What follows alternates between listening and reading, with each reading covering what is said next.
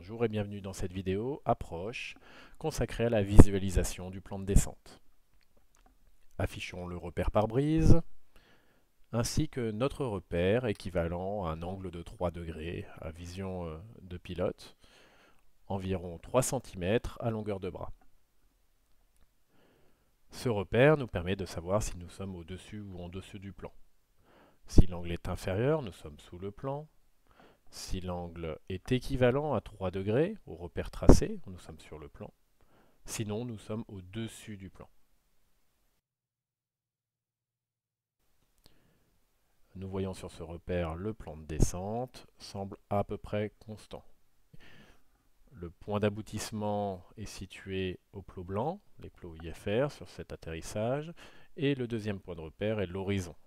La différence entre les deux doit rester constante. Nous voilà donc sur le plan de descente, 3 degrés, 5% jusqu'à la piste. Vous remarquerez que le repère pare-brise n'est absolument pas concerné par l'espacement entre l'horizon et le plan de descente.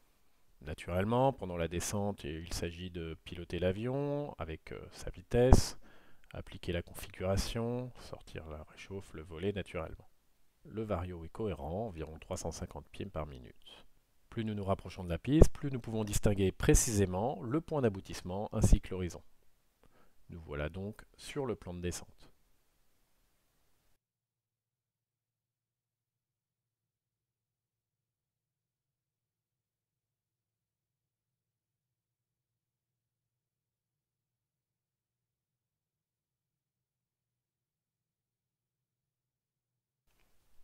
Le pilote passe légèrement sous le plan.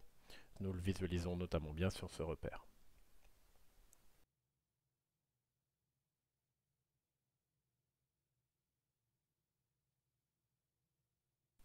L'espacement entre les plots blancs et l'horizon devient réduit.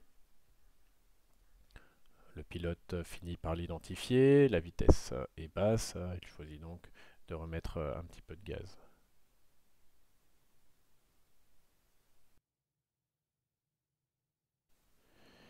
Nous voilà donc sur le plan de descente, 3 degrés, 5% jusqu'à la piste.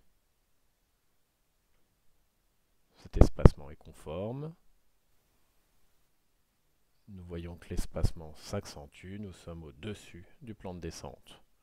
Une fois l'arrondi débuté, la gestion du plan n'est plus important, on se concentre sur l'axe de la piste avec les palonniers et protection de la roulette avant en faisant une assiette à cabrer. Voici en résumé, plan de loin entre le point d'aboutissement et l'horizon. Cet espacement reste donc constant tout au long du plan de descente et ce jusqu'à l'arrondi.